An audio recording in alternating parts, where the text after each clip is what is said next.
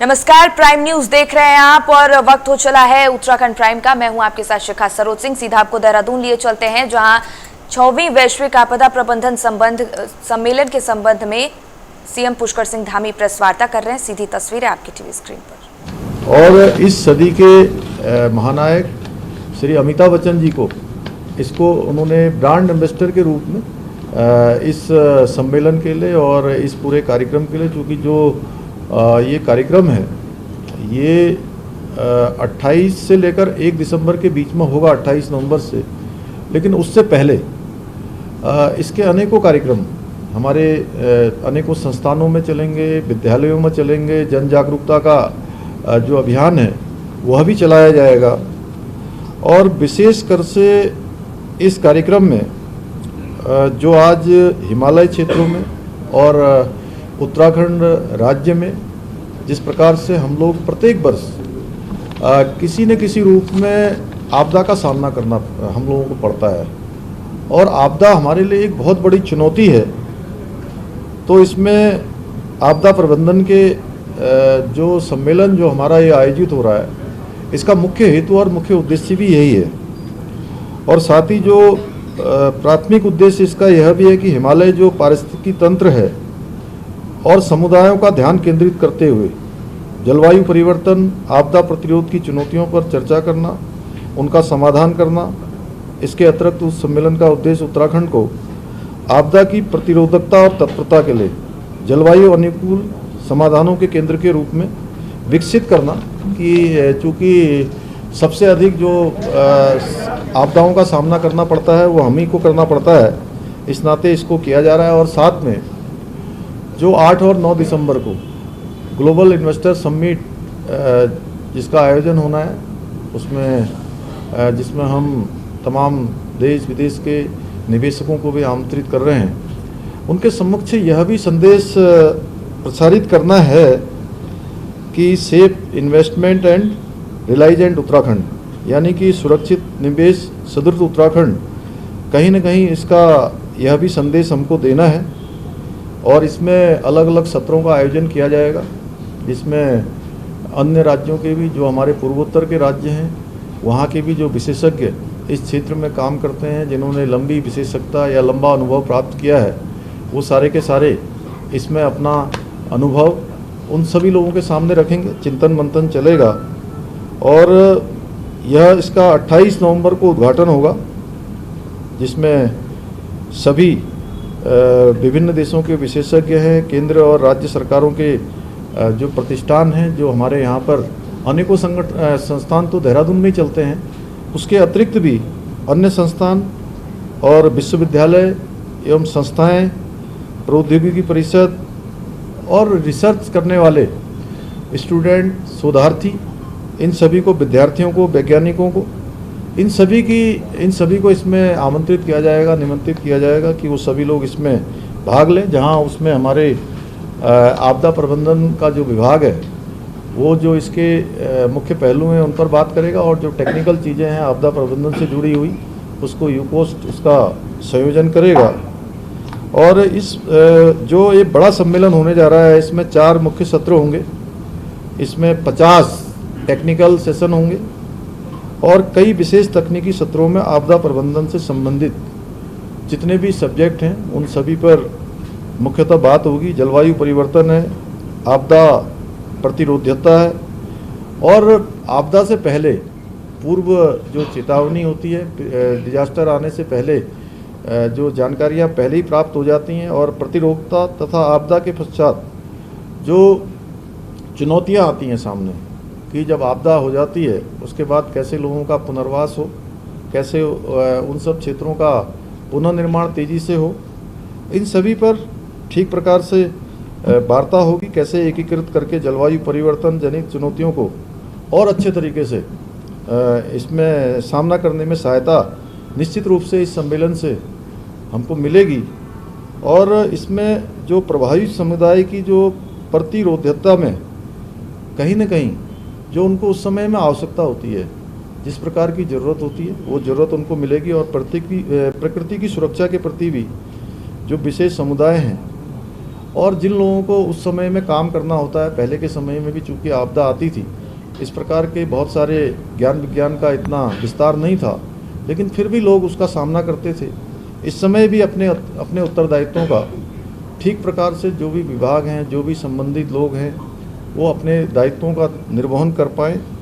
और आपदा प्रबंधन के क्षेत्र में काम करने वाले अनेकों संस्थान, जिसमें शोध संस्थान है, स्टार्टअप द्वारा किए जा रहे जितने भी कार्य हैं, उनके समाधानों के प्रदर्शन के लिए एक मेगा एक्सपो का भी इसमें आयोजन किया जाएगा। सम्मेलन में उत्कृष्ट शोध पत्र और जो युवा विद्यार्थी होंगे, उनको प्रदर्शनी को अलग अलग श्रेणियों में उनको उनके प्रोत्साहन के लिए उनको कहीं ना कहीं हम लोगों ने इसमें पुरस्कृत करने की, जिससे कि वो अपने क्षेत्रों में और परिष्कृत तरीके से और उत्साहित होकर, प्रोत्साहित होकर और उत्साहवर्धन के साथ और ऊर्जा के साथ काम करें। और अभी अमिताभ बच्चन जी का संदेश भी इसमें आ गया है जी, तो एक अमिताभ बच्चन जी का संदेश भी आप सबके सामने प्रसारित कर देंगे। तो धन्यवाद।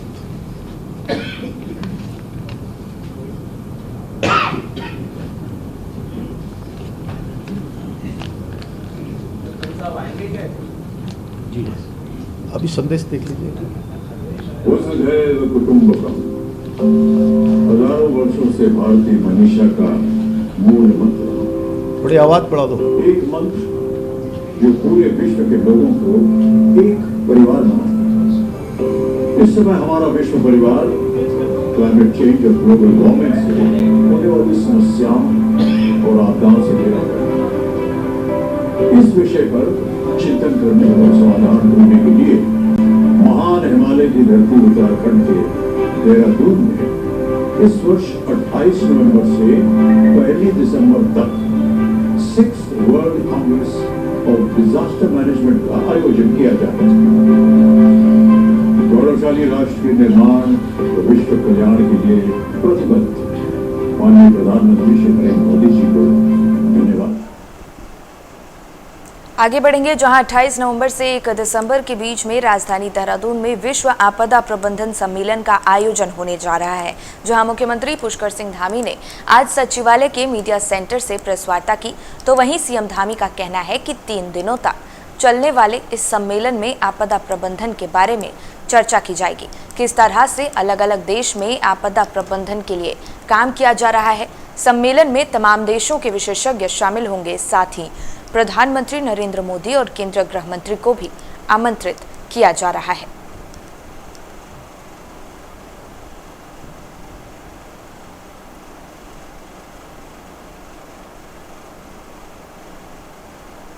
तो 28 नवंबर से 1 दिसंबर के बीच में इसका आयोजन होना है। अभी G20 की जो बैठक माननीय प्रधानमंत्री जी की लीडरशिप में संपन्न हुई है और 30 नवंबर तक इस वर्ष का उसका कार्यकाल है। 30 नवंबर के बाद अगला वर्ष प्रारंभ हो जाएगा। उससे ठीक पहले 28 नवंबर से 1 दिसंबर के बीच में छठा आपदा प्रबंधन सम्मेलन देहरादून में आयोजित करने का, वैश्विक सम्मेलन देहरादून में आयोजित करने का हम लोगों ने यहाँ पर निर्णय हुआ है। और उसमें डिजास्टर रिस्क रिडक्शन, जो कि G20 की जो बैठक हुई, उस बैठक में एक महत्वपूर्ण विषय के रूप में आया है।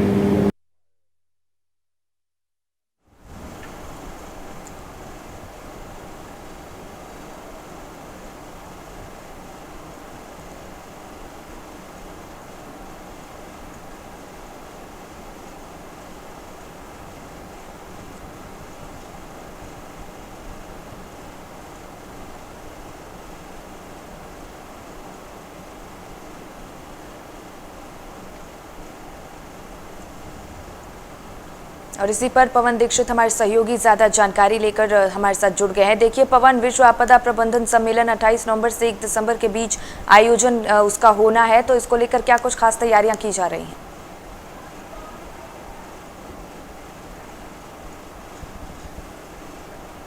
कॉन्फ्रेंस की है। इस प्रेस वार्ता के दौरान उन्होंने जो उत्तराखंड देवभूमि में जिस तरह से जो क्योंकि भौगोलिक स्थितियां जो विपरीत होने के कारण तमाम आपदाएं आती हैं, चाहे वो भूस्खलन की हो, चाहे वो वनाग्नि की हो, चाहे वो हिमस्खलन की हो, लेकिन उसको प्रबंधन के लिए इस तरह के उपाय किए जाएं। इसको लेकर के 6वां वैश्विक आपदा प्रबंधन सम्मेलन उत्तराखंड में 28 नवंबर से 1 दिसंबर के बीच में होने जा रहा है। ये बड़ी उपलब्धि है उत्तराखंड सरकार की, और उत्तराखंड में विश्व स्तरीय जो आपदा प्रबंधन के विशेषज्ञ हैं वो यहाँ पर जुटने वाले हैं। ये 4 दिवसीय ये जो आपदा प्रबंधन का सम्मेलन होगा, इसमें इससे तमाम चीजें निकल करके आएंगी। और खास बात ये है कि जब ये सम्मेलन होने जा रहा है, ठीक इन्वेस्टर समिट से पहले ये सम्मेलन हो रहा है। इससे कहीं नहीं जो इन्वेस्टर प्रभावित होंगे, क्योंकि वैश्विक स्तर से जब वैज्ञानिक यहाँ पर आएंगे जो आपदा प्रबंधन से जुड़े हुए तमाम विशेषज्ञ यहाँ पर मौजूद रहेंगे, तो उत्तराखंड में किस तरह की अपार जो संभावनाएं हैं उस पर चर्चा होगी।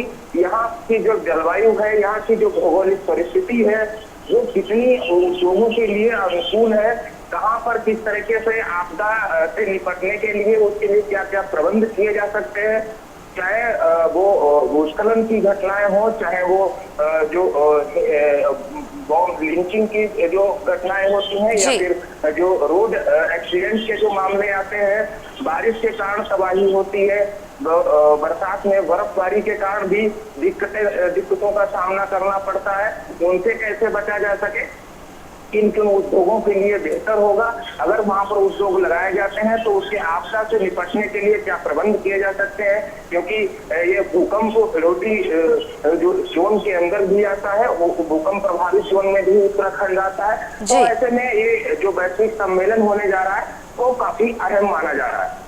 बिल्कुल पवन, देखिए सम्मेलन में आपदा प्रबंधन के बारे में भी विस्तार से चर्चा की जाएगी, ये भी बात सीएम पुष्कर सिंह धामी ने कही है। तो इसके अलावा और क्या खास बातें उन्होंने कही हैं? बिल्कुल, आपदा से संबंधित ये बैठक के बारे में जानकारी साझा की, और इसके साथ ही जो इन्वेस्टर समिट को लेकर के भी मुख्यमंत्री ने जानकारी दी। साथ ही आज मुख्यमंत्री पुष्कर सिंह धामी दिल्ली पहुंच रहे हैं आज शाम को। कल वहां पर तमाम इन्वेस्टर्स के साथ में भी वो मुलाकात कर सकते हैं, वो मुलाकात करेंगे और तमाम अन्य उद्योग स्थापित करने के लिए तमाम उद्योगपतियों के साथ में वो MOU भी साइन हो करेंगे। बिल्कुल पवन, देखिए उत्तराखंड आपदा के लिहाज से हमेशा वहाँ से तस्वीरें सामने आती रहती हैं, तो विश्व आपदा प्रबंधन सम्मेलन बहुत खास और बहुत महत्वपूर्ण रहने वाला है। बिल्कुल बिल्कुल, ये जो वैश्विक सम्मेलन है, ये उत्तराखंड की जो वर्तमान परिस्थितियां हैं, जो भौगोलिक स्थिति है, जिसे आपने देखा होगा लगातार कोई न कोई ऐसी घटनाएं होती हैं जिससे धन हानि और जन हानि तो होती ही है। इसके साथ ही जो भू धसाव के मामले हो, जो ज्योतिर्मठ में पिछले दिनों जिस तरह से भू धसाव का भी मामला आया, ये भी एक प्राकृतिक आपदा के तहत ही वहाँ पर तमाम जो लोग हैं वो बेघर हो रहे हैं, वहाँ उनको विस्थापित किया जा रहा है।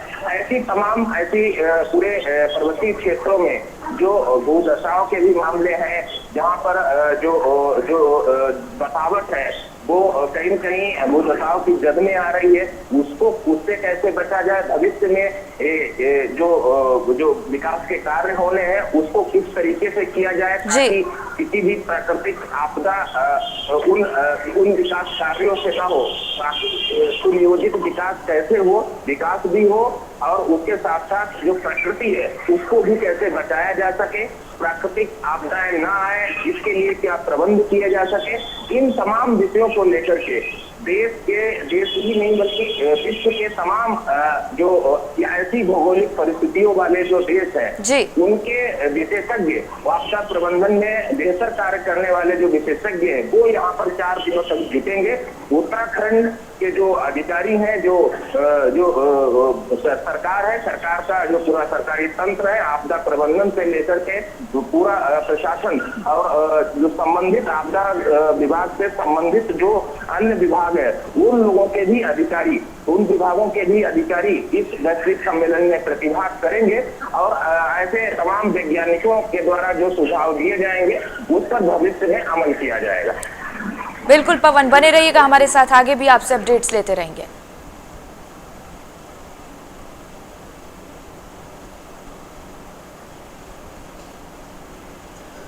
आगे बढ़ेंगे जहां देहरादून में कांग्रेस संगठन भी अपने संगठन का विस्तार कर रही है। तो अभी तक कांग्रेस में ब्लॉक अध्यक्ष ही सबसे निचली इकाई थी, अब मंडल अध्यक्ष भी कांग्रेस बनने जा रही है। तो कांग्रेस संगठन में 15 से 16 बूथों का एक मंडल होगा और इससे पहले बीजेपी में ही मंडल अध्यक्ष बनाए जाते थे। ऐसे में अब कांग्रेस ने भी मंडल स्तर पर फोकस करना शुरू कर दिया है। तो यह देहरादून से बड़ी जानकारी इस वक्त की आपके सामने, जब कांग्रेस संगठन भी अपने संगठन का विस्तार कर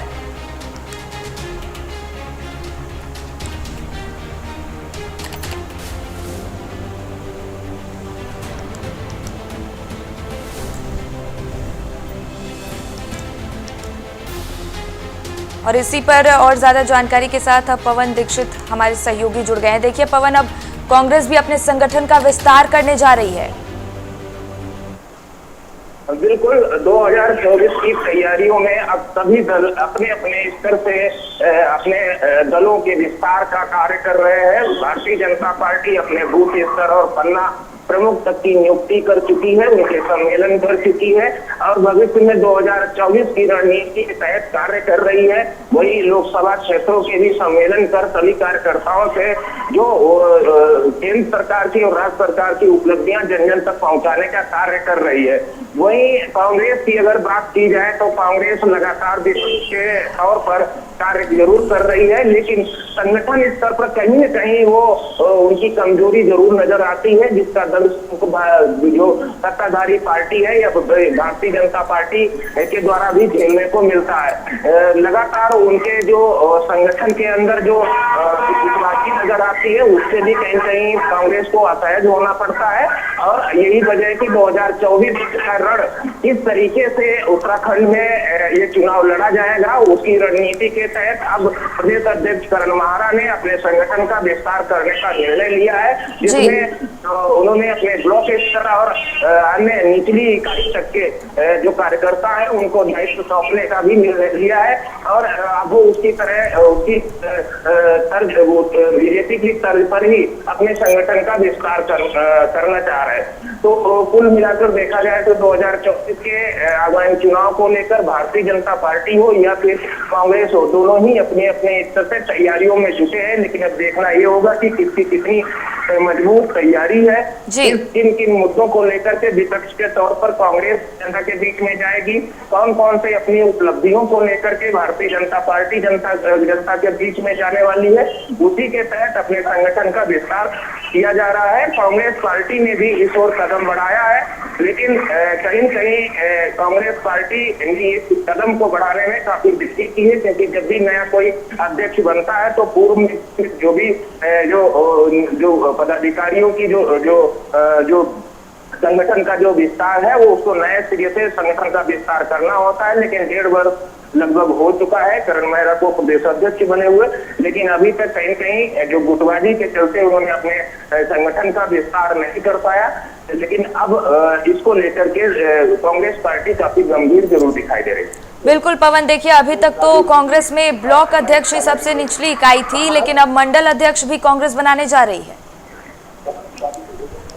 बिल्कुल, भारतीय जनता पार्टी की तर्ज पर ही मंडल अध्यक्ष और बूथ स्तर के कार्यकर्ताओं को जिम्मेदारी दी जा रही है और बूथ स्तर तक आखिर कैसे पहुंचा जाए। भारतीय जनता पार्टी जिस मजबूती के साथ बूथ स्तर और पन्ना प्रमुख तक पहुंच करके अपनी बात को जन जन तक पहुंचाने में कामयाब हो रही है, उसी की तर्ज पर कांग्रेस पार्टी ने भी ये जो निर्णय लिया है, इससे कांग्रेस पार्टी को कहीं कहीं लाभ जरूर होगा। बिल्कुल पवन, बहुत बहुत धन्यवाद आपका महत्वपूर्ण जानकारी साझा करने के लिए।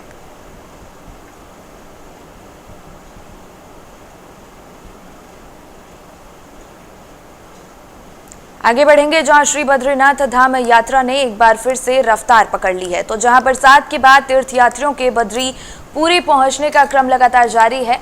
तो आपको बता दें कि श्राद्ध पक्ष में हजारों श्रद्धालु बद्रीनाथ पहुंच रहे हैं और श्री बद्रीनाथ जी के दर्शनों के लिए भक्तों की लंबी कतारें लग रही हैं।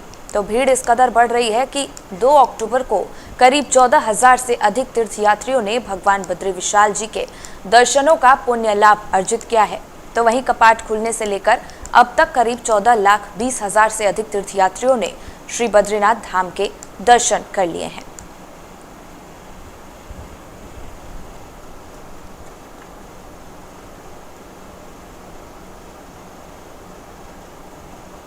तो बद्रीनाथ धाम यात्रा ने एक बार फिर से रफ्तार पकड़ी है। तीर्थयात्रियों के पहुंचने का काम लगातार जारी है। भक्तों की लंबी कतारें लगी हुई हैं। श्राद्ध पक्ष में हजारों की संख्या में श्रद्धालु बद्रीनाथ धाम पहुंच रहे हैं।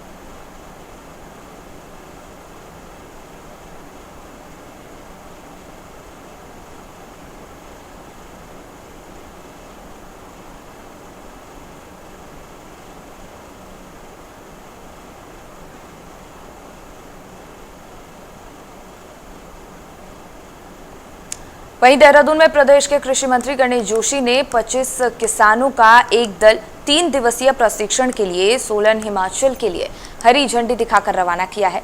वहीं मंत्री गणेश जोशी ने कहा कि जनपद के कृषक सेब उत्पादन के क्षेत्र में नवीन उच्च तकनीकी यथा कटाई, छटाई, फल पौध रोपण इत्यादि के संबंध में अन्य किसानों को नई और उच्च तकनीकी की जानकारी देंगे, जिससे कि राज्य में सेब उत्पादन और कृषकों की आय में वृद्धि होगी। तो गणेश जोशी ने 25 किसानों का एक दल रवाना किया है। सोलन हिमाचल के लिए हरी झंडी दिखाकर उन्होंने ये दल रवाना किया और 3 दिवसीय प्रशिक्षण के लिए उन्होंने इस दल को रवाना किया है। तो किसानों को उच्च तकनीक की जानकारी भी देंगे।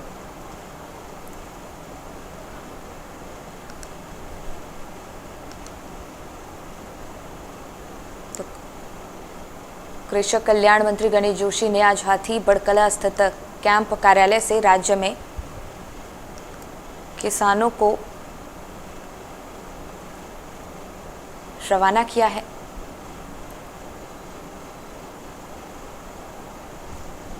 तीन दिवसीय प्रशिक्षण के लिए इस दल को रवाना किया गया है।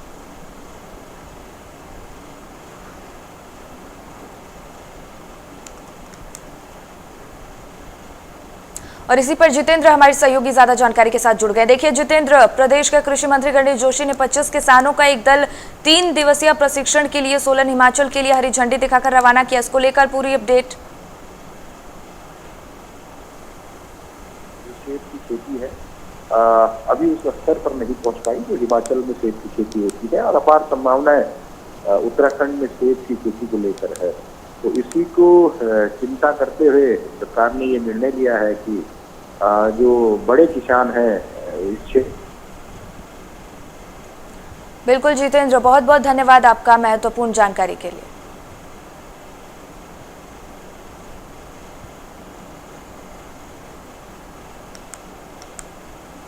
वहीं सरस्वती विद्या मंदिर इंटर कॉलेज जोशीमठ में मेधावी छात्र छात्राओं को प्रतिभा सम्मान समारोह में आयोजित किया गया है, जहां इस वर्ष हाई स्कूल और इंटर की परीक्षा में विशेष योग्यता के साथ प्रथम स्थान प्राप्त करने वाले छात्र छात्राओं को प्रशस्ति पत्र और मोमेंटो के साथ सम्मानित किया गया। आपको बता दें कि समारोह में बतौर मुख्य अतिथि अखिल भारतीय राष्ट्रीय संगठन मंत्री गोविंद चंद महंत सहित कई गणमान्य पदाधिकारी मौजूद रहे। इससे पहले भी विद्यालय के नवनिर्मित प्रार्थना सभागार का उद्घाटन और सरस्वती शिशु मंदिर जोशीमठ में शिशु वाटिका का शुभारंभ भी मुख्य अतिथि के जरिए किया गया।